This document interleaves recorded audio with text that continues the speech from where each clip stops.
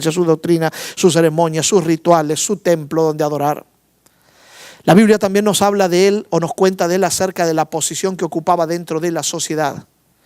Este era el encargado de los tesoros en Etiopía, una especie de ministro de economía. Un hombre que seguramente era muy habilidoso con la economía, con las finanzas, con los presupuestos, con el manejo del dinero y de los recursos. Por lo tanto, un hombre así se supone que sea un hombre que también administre bien sus propios bienes. Por lo tanto, estamos ante la presencia de alguien que seguramente tenía un buen pasar económico. Y al estar tan cerca de los principales líderes o mandatarios de su nación, imagínense, estamos hablando de una monarquía, donde el rey y la reina controlaban todo y eran los seres más poderosos. Y él estaba allí pegadito a ellos, así que estamos ante la presencia de un hombre de mucho poder, que a la vez ha de tener una influencia notable entre el pueblo o entre la gente por la posición encumbrada en la que se encuentra. Y seguramente quien conocía al rey y a la reina, que eran los más famosos del reino, seguramente también lo conocía a él. Así que estamos ante una persona que tiene su Dios o sus dioses, sus creencias, sus doctrinas, sus rituales, sus ceremonias, su fe, que a su vez también es una persona rica, poderosa, famosa, influyente en su nación. Y también la Biblia nos cuenta acerca de él, presentándonos el trasfondo de vida, las raíces de este hombre. Voy a hacerles una pregunta sincera que amerita una respuesta honesta. ¿Está bien? ¿Quién de los que está aquí no sabe qué cosa es un eunuco? ¿Puedo ver las manos en alto de quien no sepa? Agradezco muy bien, agradezco a los honestos que levantaron la mano. A ver, y levante la mano todo aquel que sí sabe qué cosa es un eunuco.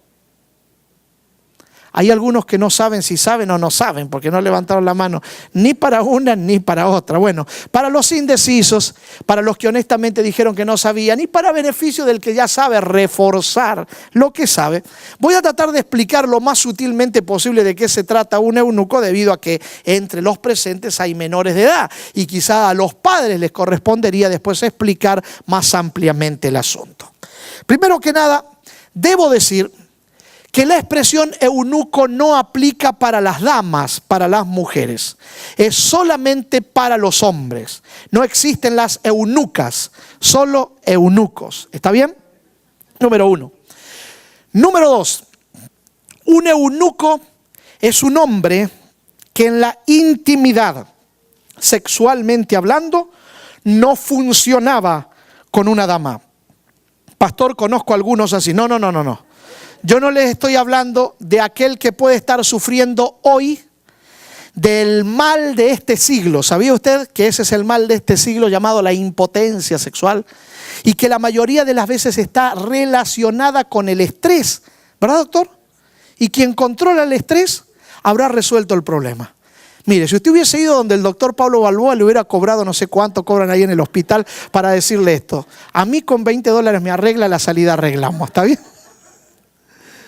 No le estoy hablando de impotencia sexual, yo le estoy diciendo que este individuo, el eunuco, había sido un hombre que debió pasar en algún momento de su vida por un quirófano, donde el nefasto y malévolo bisturí hizo una obra dramática y terrible en él, convirtiéndolo de un hombre en un pariente de Fidel. ¿Qué Fidel, pastor? Castro. Porque yo le estoy hablando de una persona castrada. Mejor, más sutil, no lo voy a poder explicar. Pero como dijo Jesús, el que oye, entienda.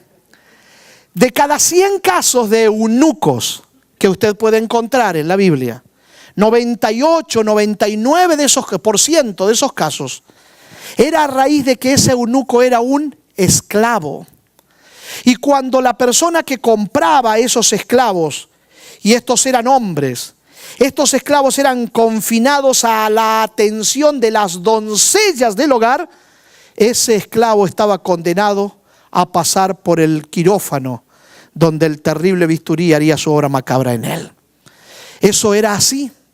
¿Por qué, pastor? Primero, porque los esclavos no se pertenecían, los esclavos eran propiedad absoluta de aquel que los compraba, no habían derechos para los esclavos, no había ningún sindicato de esclavos, así que con los esclavos hacían lo que querían. Y en el momento en el que les comisionaban atender a las doncellas de la familia, entonces, para evitar la tentación natural y lógica que cualquier hombre podría tener en condiciones como las que le tocaría trabajar al eunuco aquel, o a ese hombre, entonces lo convertían en eunuco. ¿Por qué dice eso, pastor? Le digo eso porque cuando hablamos de atender a las doncellas del hogar, estoy diciéndole que ese encargado tenía que vestir a las doncellas, desvestir a las doncellas, ponerles cremas, depilarlas, colocarles ungüentos, hacerles baños especiales con fragancias y pétalos de flores, etc. ¿Cuántos de ustedes han leído un libro muy famoso de la Biblia? Que interesante, nunca menciona el nombre de Dios ese libro, conocido con el nombre de Esther. Lleva el título de la autora, Esther, que en realidad no se llamaba así, ese era su sobrenombre, ella se llamaba Hadasa, ¿se acuerdan? ¿Lo leyeron? ¿Leyeron ese libro? ¿Alguno lo leyó? A lo mejor no leyeron el libro, pero vieron una película que Hollywood sacó hace unos años atrás, llamada One Night with the King. ¿Quizá vieron esa película? A ver, ¿podrían levantar la mano como señal los mundanos que vieron esas películas? No, estaba muy buena esa película, muy linda. Con mi esposa la hemos visto alguna vez nosotros en los momentos de mayor confusión espiritual. No. Bueno, allí se presenta que a las doncellas que iban al encuentro con el rey debían pasar un proceso de un tiempo bastante prudencial. Yo no recuerdo si eran 12 semanas o 12 meses de preparación. ¿Quién cree usted que preparaba esas doncellas? Los eunucos. Entonces, para evitar la tentación natural que podrían tener cualquier hombre en esa condición, era que hacían esto con ellos. Y a lo mejor algún santo varón hoy me dice, pastor, yo si hubiera estado allí no hubiera sentido ninguna tentación, porque yo soy muy santo. No, usted no es muy santo, usted está enfermo y yo le recomiendo que vaya donde el doctor porque usted tiene un problema. Ahora, volviendo al punto, este amigo es muy probable que haya sido un esclavo, eunuco por esclavitud. Y seguramente él, como todos los esclavos, soñó un día con conquistar la libertad. Habían en diferentes lugares oportunidades para que los esclavos logren o alcancen su libertad. En ocasiones las oportunidades se estribaban en el hecho de ellos convertirse en héroes. Por un acto de arrojo, de valentía, de coraje, de heroísmo, podían alcanzar la libertad. Otros podían ir juntando, al que a veces les pagaban a los esclavos unos centavitos, y ellos juntaban y juntaban hasta que lograban juntar entre varios y compraban a ese esclavo se autocompraba comprando su libertad. Era muy poco lo que pasaba con esto, pero a veces sucedía también. Es probable que este hombre haya un día soñado con la idea de que el día que logre ser feliz, que logre ser libre, sería totalmente feliz.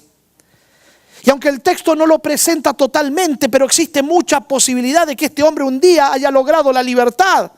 Y si no logró la libertad y todavía seguía siendo un esclavo, tenía tanto poder que era como si fuera un hombre libre, porque él manejaba a todos los otros que estaban bajo él como líder de la nación que él era, manteniendo, manejando, dirigiendo, controlando, administrando los tesoros